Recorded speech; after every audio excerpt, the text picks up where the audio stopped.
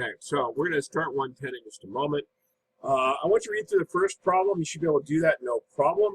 If you talk about what did you do, you should be able to figure out what you did to get it. And then I want you to look at 3. I want you to read 3.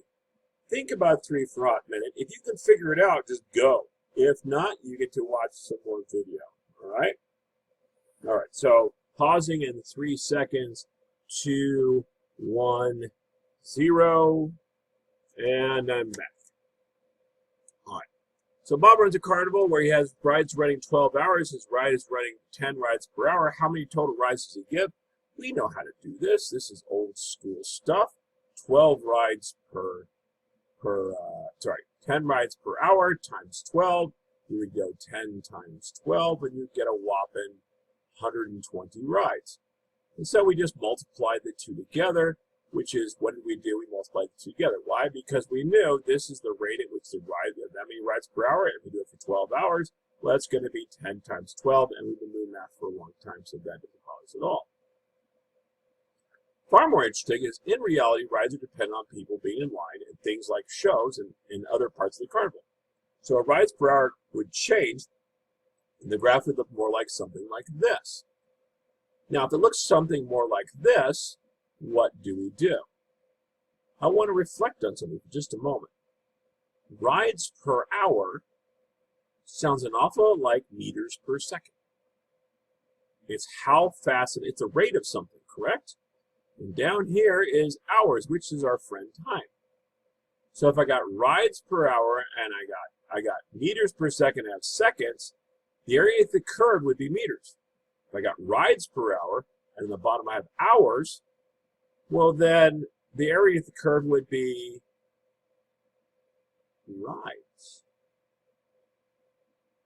So this is like a velocity time graph. Okay? If I want to know rides per hour squared, I'd have to find the slope of this. And nobody would care about that. It's not a question I'm probably going to ask. So as you go through this, again, pause this, and I'm going to go a step at a time, and then I'm going to do 3, I'm going to do 4, I'm going to do 5, I'm going to do 6, and then 7, and 8. So pause this, try this problem, then start us up. 3, 2, 1.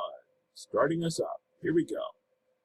When are the most rides per hour being given? This is a rides per hour graph, so the top part of the graph, so that would be between 8 and 10 hours. Okay? Pausing there. 3, and now start 4. 3, 2, 1.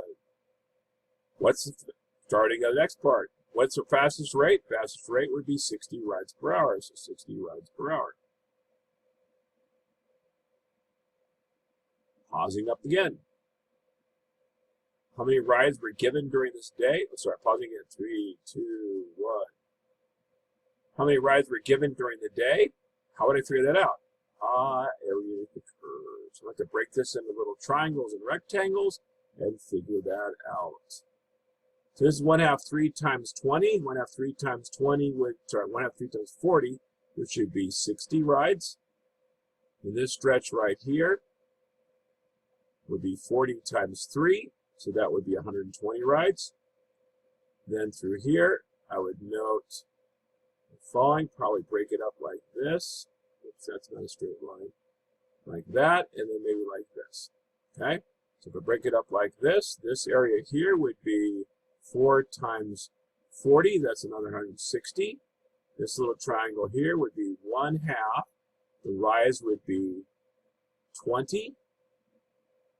The base would be 8. So 1/2 20 times 8 is 80. So that area there is 80.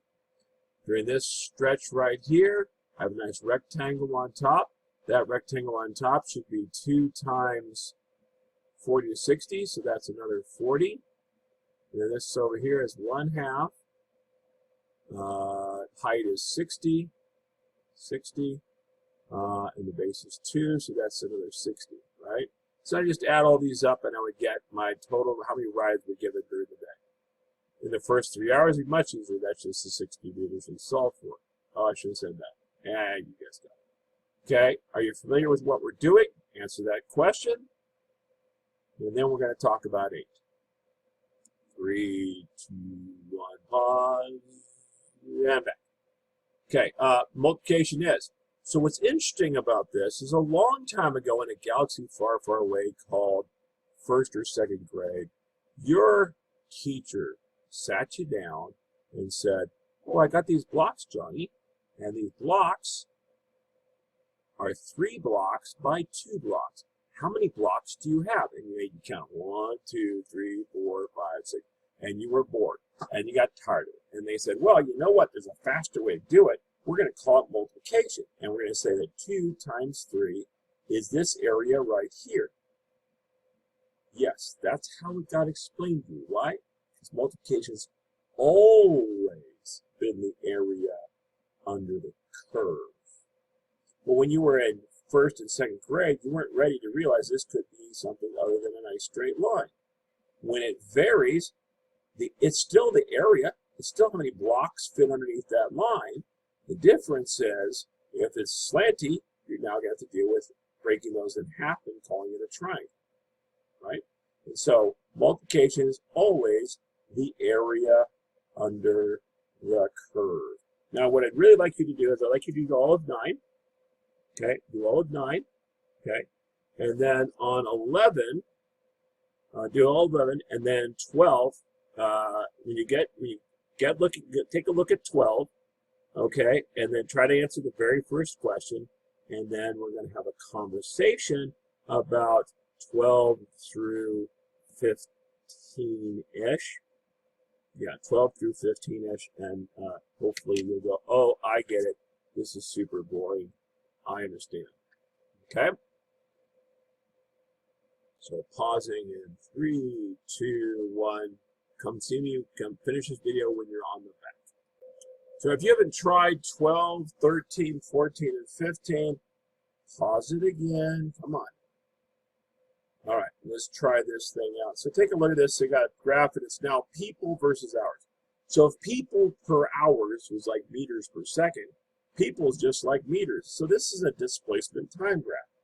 If I want to find the rate at which something's happening, I should take the velocity or slope, right? So people on the graphs are getting on a ride. So Nancy graphs people getting on a ride and gets the graph below. When is the ride running its fastest in people per hour and how fast is it going? So the first thing is how are we going to figure out what the fastest rate is? Well, the fastest rate is when the most amount of people are getting on for the shortest amount of time, or the steepest slope. The steepest slope looks to me, with my eyeball, like it's right. Whoop, the pen, try it. Looks like it's right here. Probably choose a better color. If it's right there, that means I have a rise of 300 people in 3 hours. And so I think I'm getting 100 people per hour. Okay? And so when is the ride going the fastest? I would say between 6 and 9 hours. And I would say that the rate is 100 people per hour. And again, this should look horrifyingly familiar. When this was a displacement time graph, I wanted to know how fast it was going, which is the rate at which your distance is changing. We simply took the slope at that time too. So these weird, funky graphs we've been dealing with for a long time actually work in things like finances, amusement parks, and all sorts of fun things like that. Explain what's happening between 6 and 7 hours. If you've not answered that question yet, yeah, you can pause this video. 3, 2, 1. Starting up again. I would say that looks like a lunch break to me, because there's no people getting in the park. Or it broke down, the ride broke down. And by the way, that's probably why it's accelerated afterwards, because, yeah, you have to get a lot more people on the ride because you have to shut down the road for ride for an hour, you jerks. Okay, so between 6 and 7 hours, there's nobody getting rides. Okay? No people on rides at all. This is terrible. What's wrong with these people? Now, somebody's been telling me, I think it's Miss Berzion, been telling me for a long time that velocity is distance over time. And I've been saying, no, it's the slope. But truly, how much your distance changes divided by how much your time changes is your change in y over your change in x, which change it divided by, right? That's divided by, just like we said, divided by. So she's right, it's divided by. but it's also equal to slope. And so division on any sort of a graph is actually the slope of the graph. That's kind of weird. Okay? That's kind of weird. So you have that. So you should be able to finish this up, no problem. I'm going to bug out now. Curved graphs, you know how to do those, right? Yeah. Bye.